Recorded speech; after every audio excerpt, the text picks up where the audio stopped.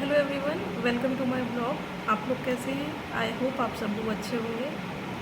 और आज का टॉपिक जो है वो एक बहुत इम्पोर्टेंट टॉपिक है उन सभी प्रेग्नेंट लेडीज़ के लिए जो कि शायद डिलीवरी करने वाली हैं या फिर जो प्रेगनेंसी के लिए सोच भी रही हैं और जो बेबी डिलीवर भी कर चुकी है और इस सिचुएशन से शायद वो हर दिन जो है जूझ रही होंगी। मैं बात कर रही हूँ पोस्ट पार्टम स्ट्रेस की।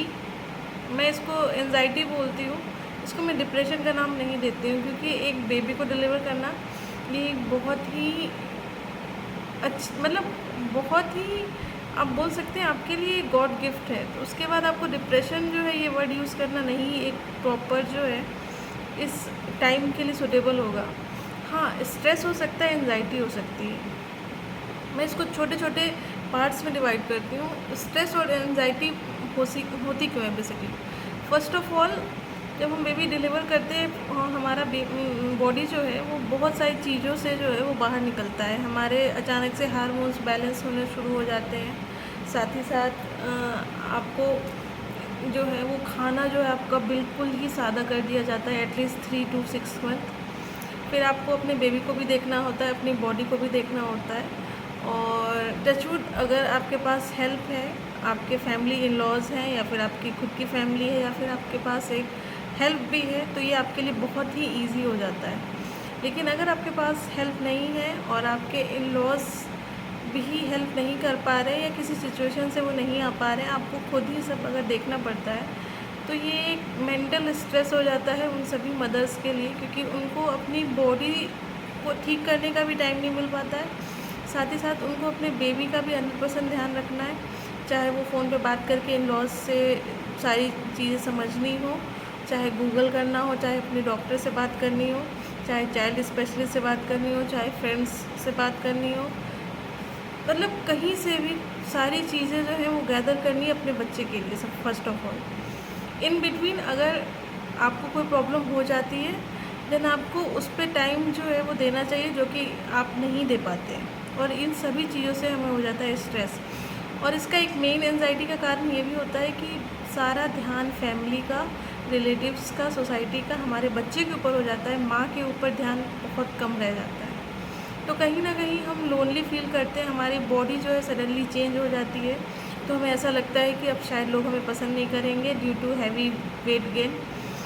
और हमें ऐसा लगता है कि अब हम पहले की तरह नॉर्मल नहीं हो सकते हैं, जो कि कई हद तक गलत भी नहीं है और सही भी नहीं है। अगर हम कोशिश करें, अगर हम अपने वेट मैनेजमेंट पे ध्यान दें, स्ट्रेस कम लें, चीज़ों को धीरे धीरे मैनेज करें, तो डेफ़िनेटली चीज़ें अपने टाइम पे सही हो जाएंगी। और इसमें सबसे मेन अगर कोई रोल प्ले करता है वो है आपके हस्बैंड। अगर आपके हस्बैंड आपके साथ हैं, आपकी छोटी छोटी चीज़ों में आपकी हेल्प कर रहे हैं, बेबी को संभालने में हेल्प कर रहे हैं, आपके बॉडी में जितने भी चेंजेस आ रहे हैं उसको कैसे टैकल करें उसमें आपकी हेल्प कर रहे हैं, आप कैसे जल्दी से जल्दी ठीक होंगी उसके लिए आपको अच्छे से आपकी केयर करें, तो डेफ़िनेटली ये आपके स्ट्रेस एंजाइटी को कई हद तक ख़त्म कर देता है। और कई बार ऐसा होता है ना कि फैमिली इन लॉज रहते हुए भी इतनी सारी चीज़ें हमें सुनाई देती हैं कि वो अलग ही स्ट्रेस का कारण हो जाता है, जो कि एक बहुत नॉर्मल बात है।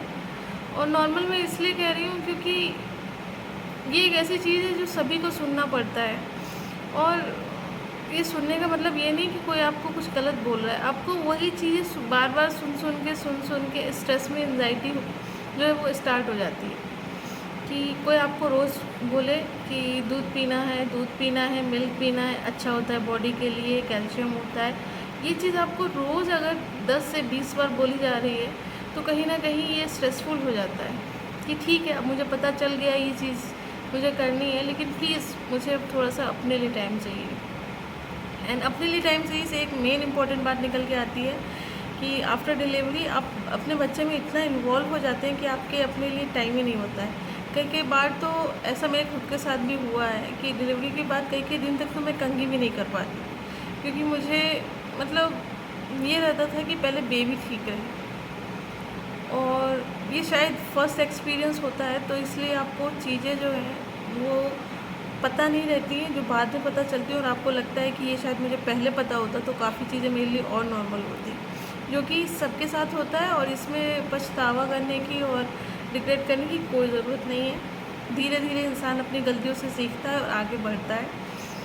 और सबसे मेन इम्पॉर्टेंट बात कि बेबी जो है वो आपकी अपनी चॉइस है, आपने अपनी खुशी से किया है तो आपको ध्यान आप ही को रखना है, लेकिन एट द सेम टाइम आपकी बॉडी की रिस्पॉन्सिबिलिटी भी आपके अपने ऊपर है।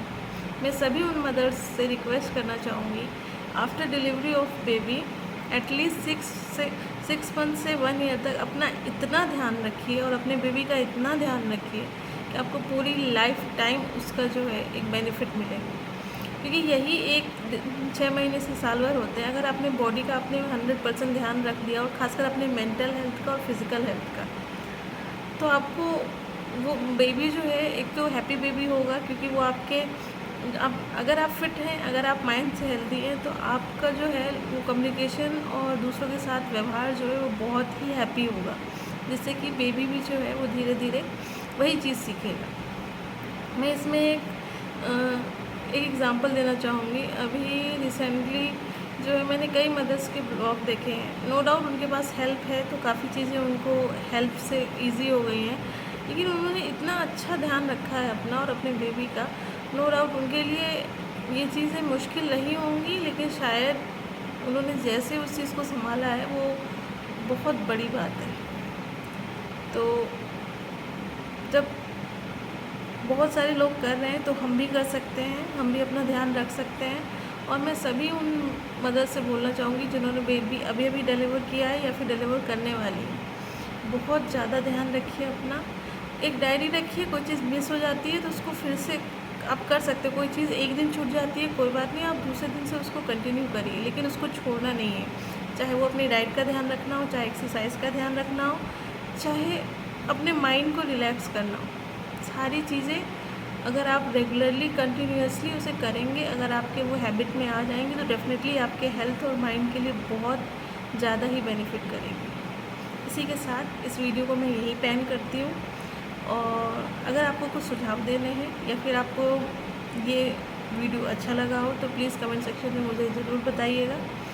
आपका एक कमेंट, एक आपका कमेंट, एक व्यू और एक शेयर मेरे लिए एक बहुत बड़ा मोटिवेशन फैक्टर होता है। तो प्लीज़ अगर आप देख रहे हैं, आपको कुछ भी अच्छा लगा तो प्लीज़ सब्सक्राइब करिए, कमेंट करिए और ज़्यादा से ज़्यादा शेयर करिए। थैंक यू, धन्यवाद।